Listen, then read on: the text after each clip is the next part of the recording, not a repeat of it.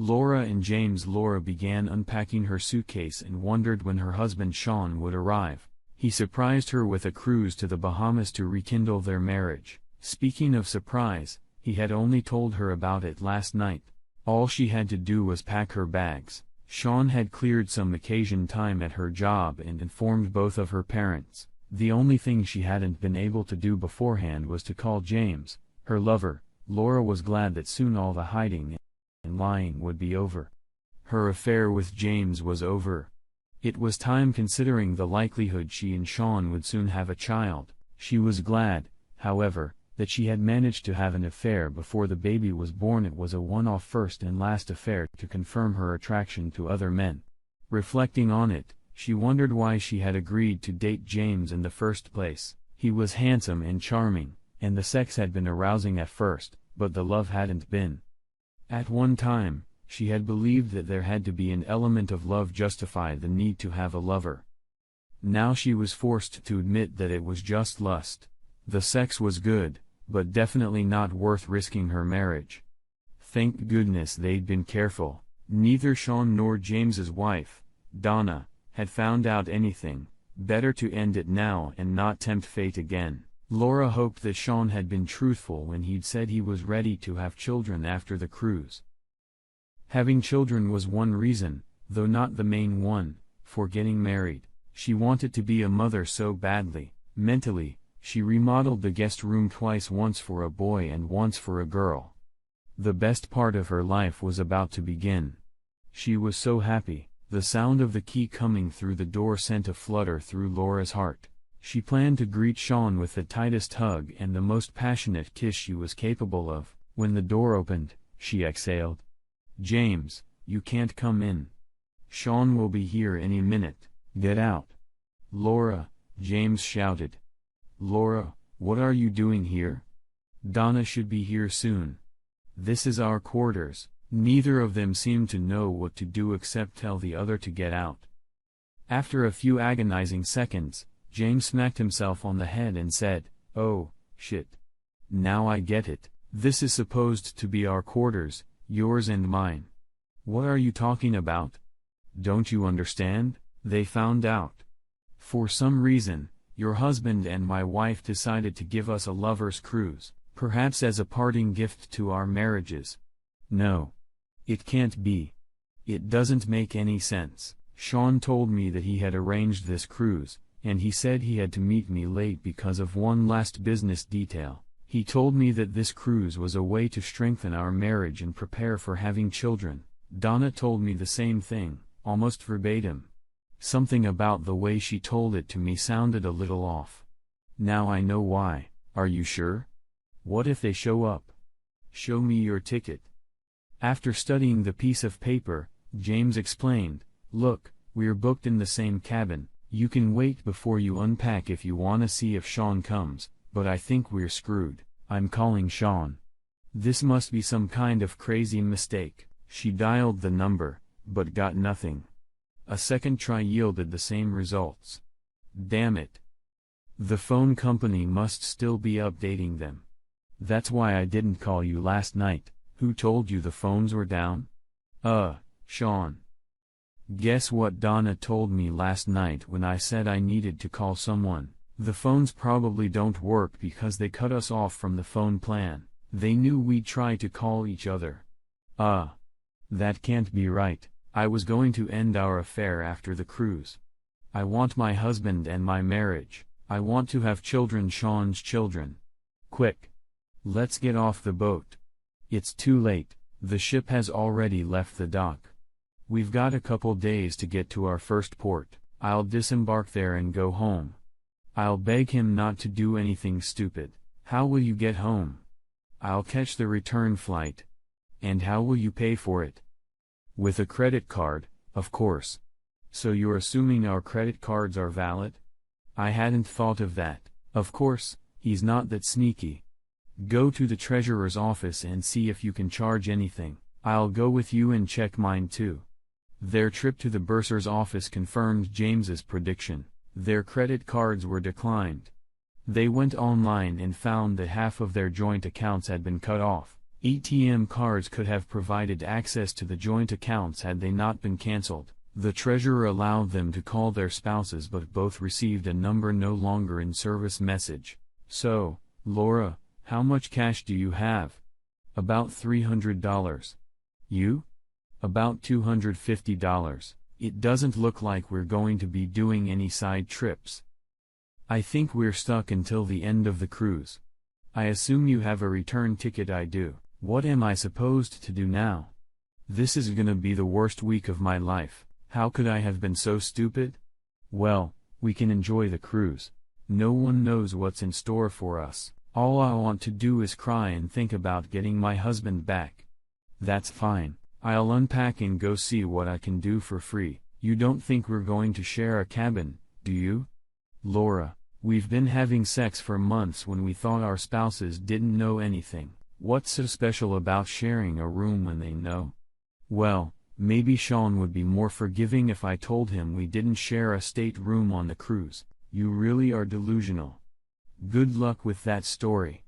Laura and James shared a stateroom and a bed for the cruise. Laura agreed to snuggle with James on the nights he stayed in the stateroom, but no sex. He found another woman who invited him to her cabin for a couple nights. Laura did nothing but eat, sleep, cry, and prepare her speech when she saw Sean.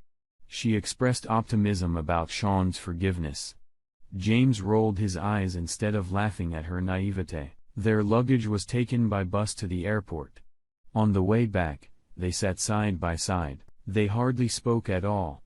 At the baggage claim counter in their hometown, James saw a man with a sign with his and Laura's names on it.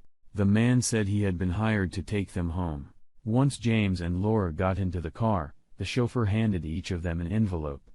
"You've been served. I thought you were the driver." "That too. I was paid to drive you around and serve you. You must read the letters from your spouses. I'll take you both to 1353 Westwood Avenue." "That's my house," James said.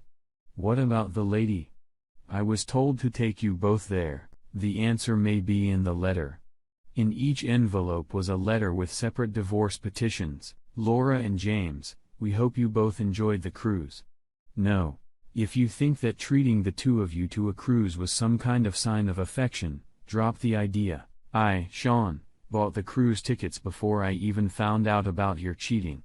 They were non-refundable. After Donna and I got together to confirm horn counseling for both of us, I think the term is the same for a woman as it is for a man, we came up with the idea of sending the two of you on a cruise. We needed time to get our affairs in order, pun intended. We have a divorce attorney in common, which would probably be a good idea for the two of you as well. At least it would be cheaper. Getting the letter is the beginning of the 90-day separation. It will allow all of us to get used to not being married to our current spouses. Instead of having 4 whole houses, we have decided that Donna will move in with me. Laura can move in with James. In case you are wondering, Donna and I have not developed a romantic relationship, not even revenge sex. It's not because Donna and I don't find each other attractive. It's because we don't think we should have sex with anyone else until we get divorced. What a weird concept, not sleeping with anyone other than your spouse. I think I've heard that somewhere before. Oh, yeah, our marriage vows. Or were they just marriage proposals for the two of you? The next 90 days of separation is what we propose to use to negotiate the division of assets. Donna took everything she wanted out of her house. Most of her stuff went into storage. Laura, all of your stuff is boxed up and in James's house. Oh, before I forget, there are some things we didn't leave for either of you. All of the wedding photos and albums have been thrown away. If you need them, you can look for them at the city dump. Hey, you ruined our marriage. It seems like a fair trade to destroy the wedding photos. Obviously, marriage didn't mean the same thing to you as it did to me. Please spare us the excuses from the Cheater's Handbook. There is no excuse for what you two did, and you did it over and over again. Forget about counseling, at least marriage counseling, unless you both think it will help your future marriage to each other. But there's another thing about whether a cheater who marries a cheating spouse can ever trust their spouse. We know they couldn't. which is why we don't need marriage counseling. We do need to talk about asset allocation. We didn't ask for anything out of the ordinary in the petition. Basically, it's 50-50 for me and Laura. Donna has a prenup that prevents James from getting much. I can see that half is unfair, but I can't expect anything better if we go to court. Is it fair for Laura to get half when she committed a crime and I didn't? There must be more serious consequences for the two of you, or you may not feel punished. If you are not punished, you may believe that you will get away with it again, whether you get married, or marry other people. What punishment to give you too, Donna and I have been discussing for hours. By the way, James, that 20-year-old scotch you've been saving is great. I'm sorry, but the bottle is now empty. Donna was very creative in her suggestions, however, most of them were illegal. Here's where we left off. Copies of photos, videos, and recordings of the two of you in the throes of sexual bliss will be distributed to everyone in our families, schools, churches, neighborhoods, and anyone else we can think of. I hope this has gotten your attention. What we really want to do is reinforce your desire to settle the terms of your divorce as quickly as possible. Some may see our offer as a threat or blackmail. We see it as an incentive. We have also discussed whether to sue the company you both work for. They don't have a fraternization policy, and we have no proof that your dating took place in the office or while you were working. Too bad. We could use the money. I think you're lucky in that regard. Communication. All future communication should be done through our attorneys. We both have new phone numbers that only our attorneys know. Our attorney's contact information is listed below. We suggest 1 to 2 meetings where we will try to iron out any differences. There are things like insurance, real estate, loans, mortgages, child support, etc. that may be transactions that we exchange rather than split in half. These sessions will be for asset calculation only. We do not expect excuses, apologies, explanations, or requests for forgiveness or advice. Donna and Sean. Laura cried. The loss of her husband and the loss of his future children was tormenting her heart from the inside out. James tried to comfort her. His depression didn't go away until he saw his house. Boxes and boxes of Laura's belongings filled his living room. All the pictures of Donna were gone, as were most of her belongings. The first time he really realized it was real. His wife was gone, and he was stuck with a woman he was only interested in when they were in bed. Laura gathered her basic belongings and the clothes she would need for a couple days. Where's the guest bedroom? The guest bedroom, honey. If you stay here, we'll be sleeping in the same bed, and I don't just mean sleeping, I'll be ripped to shreds in a divorce. Donna's dad made me sign a prenup, caught cheating. I get nothing. It's your fault. I got caught. You owe me a lot more sex than you've given me so far. What makes you think it's my fault they found out? It might as well have been you. We both thought we were being discreet. I don't know how they found out. Do you? I just know I was very careful. That doesn't change anything. You're either in my bed or out the door. I choose the door. She packed some things and put them in the car. Sean at least brought the car to James's house. What are you going to do with my other stuff? I'll give you 72 hours. Not a minute more. That should be fine. Laura was quiet for a moment and added, I regret my role in hurting both of our marriages. I wish you luck with your divorce. After checking into the motel and getting a good night's sleep, Laura got ready for work. She looked forward to the daily routine to take her mind off her situation. The distraction didn't last long. Laura met her best friend at work, Debbie. Debbie found out about the cruise when Sean gave Laura the day off. He told her that Sean and Laura would reconnect in preparation for Hal children. Laura, since you have almost known you tan, I'm assuming that you and Sean have been busy in the cabin making babies. Instead of the wide smile Debbie expected, Laura's face crinkled and she cried. Laura ran into her office. Debbie followed her. The cruise story, the letter, and the divorce petition were shown to her friend. Then both women cried. Sean and Donna, well, Donna, I think they're already back. How do you feel about what we did? terrible and satisfied. I hate to put an end to my marriage, but I love that we didn't let them get away with it. I guess our marriage has meant nothing to them. I feel like I've been fooled my entire married life. Well, probably not that long. For all we know, they've only been together a few months. Sean, do you think their desire to change started only a few months ago? I think their undying love for us started dying a few months after the honeymoon. If not, what happened that suddenly caused them to cheat? I understand your point of view. I still can't understand why she did it in the first place. I had no idea she was anything other than a devoted wife and a woman willing to have children with me. Thank God I caught her before we had kids. It would have been a real mess to get a divorce when a child was involved. Do you think James will fight the divorce or not? If I put up a prenup, he'll probably contest it. Otherwise, he'll get almost nothing.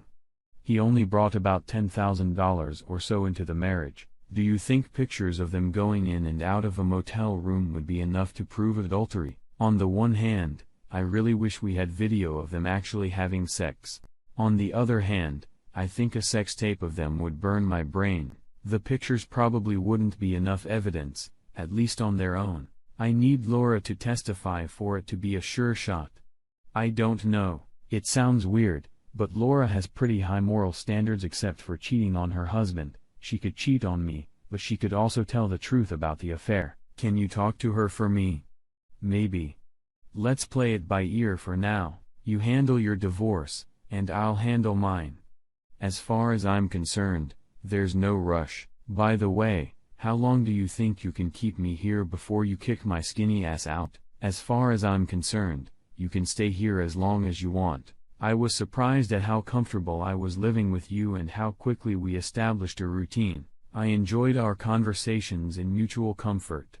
Sean was quiet for a moment and smiled. And upon close inspection, your ass isn't skinny. Thank goodness you noticed. Now I don't have to put testosterone supplements in your food. I've been trying really hard to get you to give me a little lift. Every once in a while, I need reassurance that I'm still a desirable woman. I've noticed, but please don't stop trying. They were both smiling. It was over a month before Sean and Laura arranged to meet. Since James hadn't seen any pictures, he disputed the claim of proof of marital infidelity. Donna's divorce would take longer. Each of Sean and Laura's attorneys came with a list of items to negotiate. Laura's attorney was allowed to go first. My client is asking that all checks and savings be divided equally between her and her husband. She proposes to keep the car and the loan to her. His name should be dropped from the title. In return, she offers to remove her name from the title of his car, and he will take the loan. Both parties will purchase their own automobile insurance. As for the house, she offers to either sell it and split the equity, or he can buy it back by paying her half of the equity as suggested by a certified real estate appraiser. She would be excluded from the contract if he retains ownership. Sean's attorney responded, "We have no problem with those terms. Her husband has decided to sell the house. He will put it on the market within 90 days. What else does she want?" Laura's lawyer spoke up. "My client will only agree to your terms if your client speaks to her privately for an hour." "No," Sean spoke up. "Then my client asks that 12 counseling sessions be required. If your client refuses to participate, we will petition for $3,000 a month in alimony and loss of equity in the home. You know, we can get both with the right judge." Sean's attorney told him that local judges like to give counseling and allow the wife to stay in the house. While she probably won't get $3,000 a month in alimony in the house, she will probably get a lot more than he was suggesting. The attorney further advised Sean to accept the 1-hour deal and be happy that there are no worse demands. "My client will give his wife 1 hour provided she signs the agreement in advance. Sean, will you agree to talk to me instead of just sitting here?" Sean was angry, but he agreed. "He never lied to me. I accept." When Sean and Laura were alone, he told her at 3:32 will be done. "I deserve it. You promised to listen to me." Sean nodded and stared at her. "Sean, I have sinned against you and God. I'm not gonna make excuses for myself to you. I indulged myself when I convinced myself that everything was okay. I lied to myself and to you and to God. I've cheated. I've broken my marriage vows. I betrayed the person I love most in the world. I deserve to be punished. I think you'll probably agree with what I just said." Sean nodded again. "The question is the punishment. Is divorce too much punishment? Is a second chance too much? Please imagine a scale of fairness. As for divorce, put the gravity of my adultery on that scale. It makes the negative side go down. Is there anything else you wanna put on the negative side? Were there other reasons why I wasn't a good wife to you? Besides having a lover, have I ever disrespected you and our marriage? Has anyone ever come to you with negative words about my behavior? Or tried to tell you that I spoke badly behind your back? Have I ever turned you down for sex even when I was having an affair? Did you ever doubt my love for you until you found out about me and James?" Sean shook his head negatively. "Sean, is there anything you can mention about me that can go on the positive side of the scale? The side that can give me a second chance? Do you believe I was an evil slut when you married me? No. You were the most perfect person I've ever known. That's why your betrayal hurts so much. What did I do to turn you into a cheating whore?" He had a hard time not crying. "Sean, honey, it wasn't you. You were everything I needed. The problem was I convinced myself I wanted more, and I deserved it. What about our family life? Did I do anything wrong? Laura, you've become not only my wife, but my best friend. I wanted to hear about your day when I came home. You seem to want to hear about mine. I felt guilty about spending too much of our budget on things for me while you hardly ever asked for money. I like talking politics with you, even though you're almost always wrong." He made them both smile. "I loved our conversations about kids and our future. I never ever checked up on you when I was on business trips. We loved each other too much, or so it seemed to me. I know you said it was all your fault, but I can't help but wonder if I took you for granted or did something else that made you turn to James." Now he was crying. "Look at the scale, Sean. Is it anywhere close to equilibrium? Do you have any love for me to put on the side of second chances? I know it's hard to believe any promises I make after breaking our marriage vows, but I swear on the lives of our unborn children that I will never betray you again. Please give me a second chance." Sean thought about his choice until he had a headache. "Laura, it will take me some time to get that image of you and James fucking in that motel room out of my head. I'll agree to have my attorney hold the divorce papers we just signed on one condition: if you agree to testify against James and Donna's divorce." "What will I testify about?"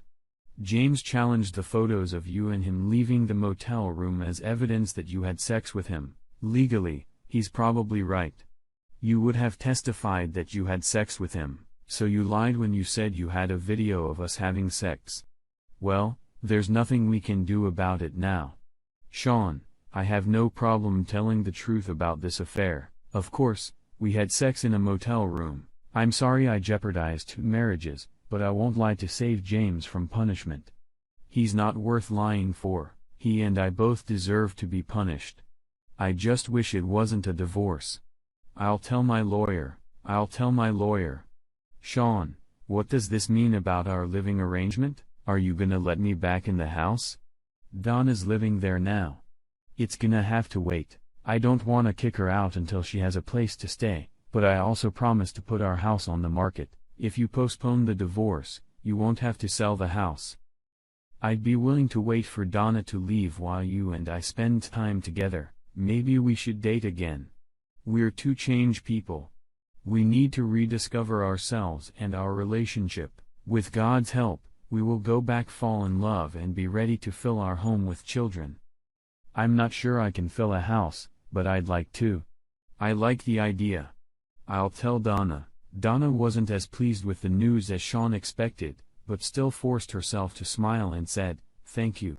When James heard that Laura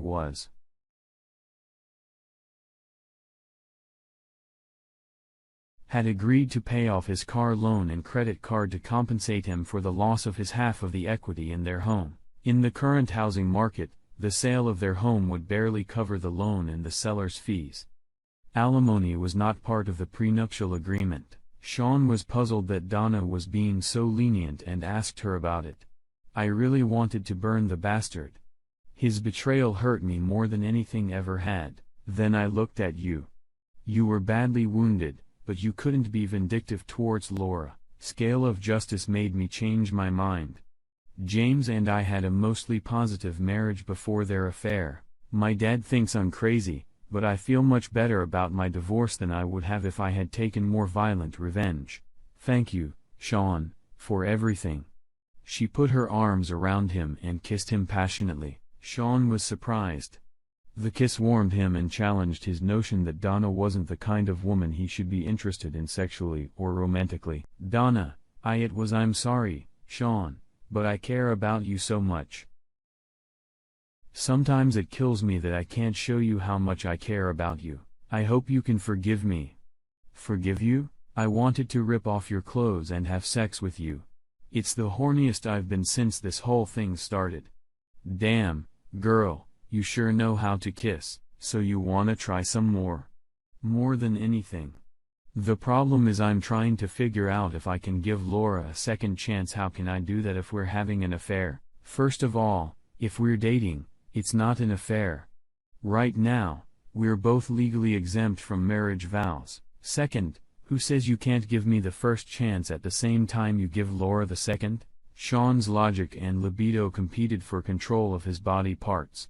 I need time to think. I'm going to bed, alone, and see if I can fall asleep. Sean headed for the bed. The choice of options didn't get any clearer or easier.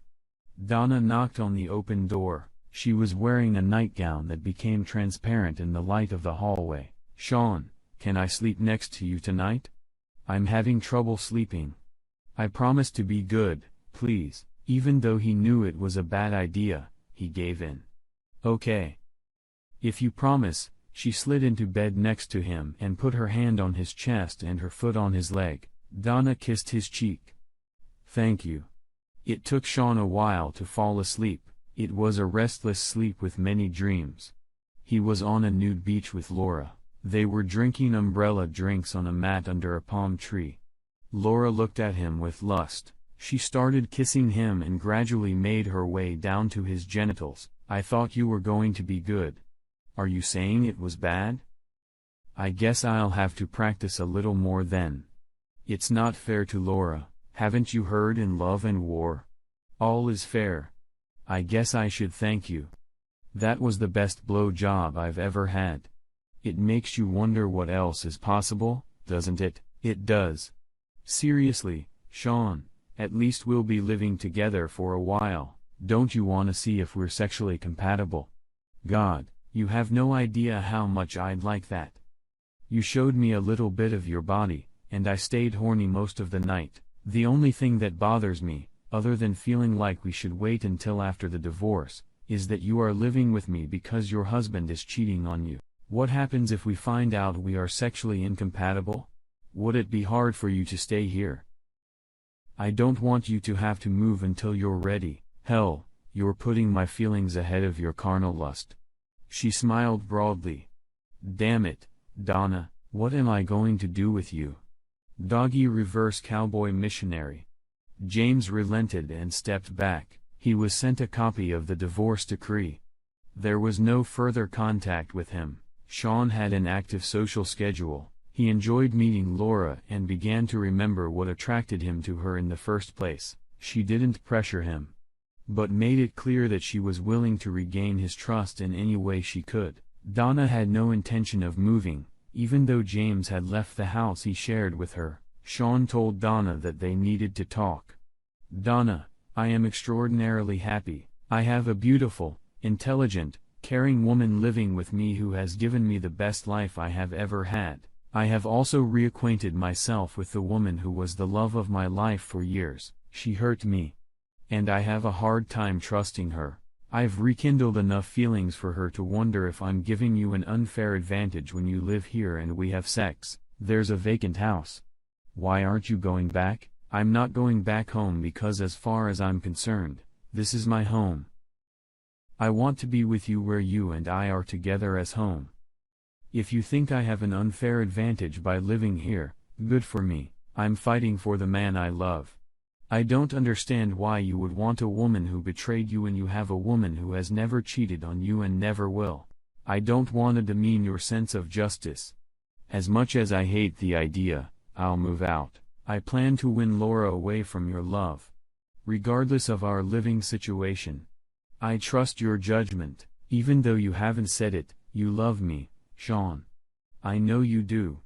I'll wait, but I plan on us getting married and having kids. Now let's go to bed for one more night, and I hope you're not going to sleep. Months went by. Laura felt better, especially after learning that Donna had moved out. She was disappointed that Sean had never met her at their old house. Now they hugged and kissed, but there was no sex.